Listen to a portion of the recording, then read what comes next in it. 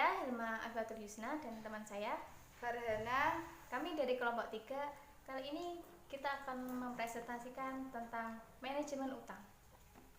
Apa itu utang?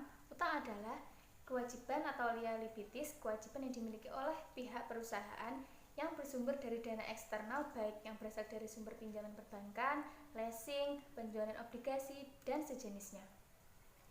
Keputusan yang menyangkut dengan pengambilan penambahan utang harus dilihat dari dua perspektif. Yang pertama, perspektif manajemen perusahaan, dan yang kedua, perspektif para pemegang saham.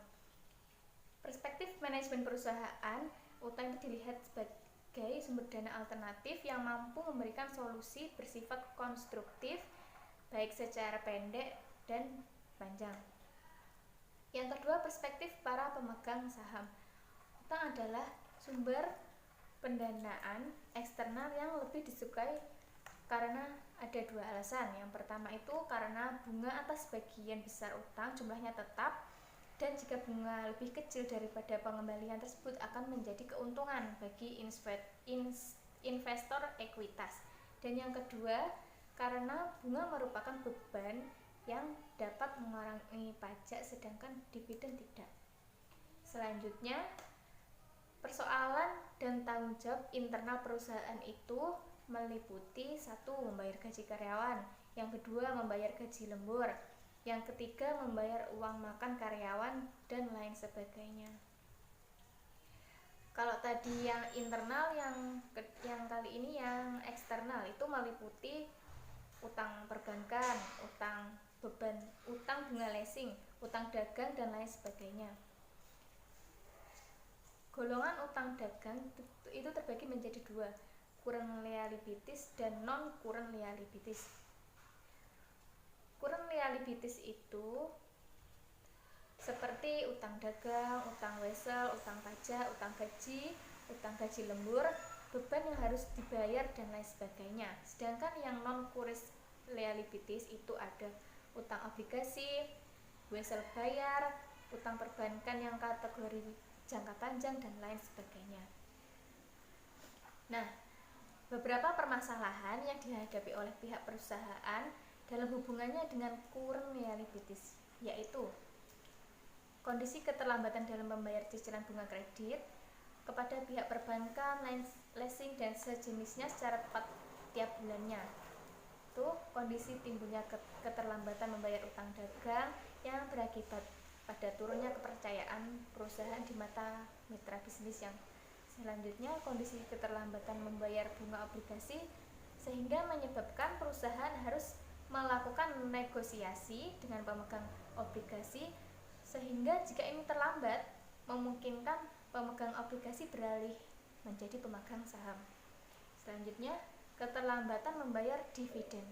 Pemegang preference stock atau saham istimewa itu secara sementara sehingga menyebabkan turunnya kredibilitas perusahaan di mata publik. Yang terakhir, karena terlambat dalam membayar gaji karyawan secara tepat waktu. Jika tadi beberapa permasalahan, ini yang selanjutnya itu solusi dalam mengatasi permasalahan dalam current. Yang pertama, kewajiban perusahaan untuk selalu membayar angsuran bunga kredit secara tepat waktu. Yang kedua, kewajiban perusahaan untuk selalu mampu mempertahankan posisi keseimbangan antara kewajiban harus tetap dibayar dan sejumlah dana yang harus dipakai untuk mengaktifkan operasional perusahaan secara berkelanjutan. Yang ketiga, ada manajer keuangan berkewajiban secara disiplin untuk mengatasi penggunaan alokasi utang jangka pendek yang hanya dipasok dari sumber dana jangka pendek saja. Yang terakhir, ada manajer perusahaan melakukan pengawasan secara ketat terhadap kewajiban membayar gaji karyawan, beban listrik, beban telepon, beban PDAM atau air minum secara tepat waktu dan sesuai dengan jatuh temponya. Nah, jika tadi itu yang berhubungan dengan current liabilities, nah yang sekarang ini yang non, yang akan dijelaskan oleh Kak Hana. Ya, beberapa permasalahan yang dihadapi oleh pihak perusahaan dalam hubungan dengan non-current liabilities, yaitu 1. Para manajer keuangan melakukan tindakan gegabah yang tidak terencana dengan mengambil dana jangka panjang untuk membiayai proyek yang tidak memiliki nilai profitable. 2. Pihak manajer keuangan memberikan rekomendasi yang bersifat mengejar keuntungan jangka pendek namun telah menimbulkan dampak jangka panjang. Dan yang ketiga, pada saat perusahaan mengalami himpitan akibat kewajiban untuk membayar utang yang jatuh tempo dan dana untuk itu belum ada, maka manajer keuangan mempergunakan alokasi sumber dana jangka panjang untuk membayar utang tersebut. Solusi mengatasi permasalahan dalam non-current liabilities yaitu menghindari penggunaan jangka panjang untuk kebutuhan jangka pendek, menghindari keputusan yang bersifat gegabah dan tidak cermat, namun mengedepankan prinsip kehati-hatian atau presidential principle yang tinggi serta dengan konsep manajemen yang terukur. Menghindari menciptakan produk yang tidak memiliki nilai jual secara jangka panjang, namun mengedepankan produk yang bersifat realistis.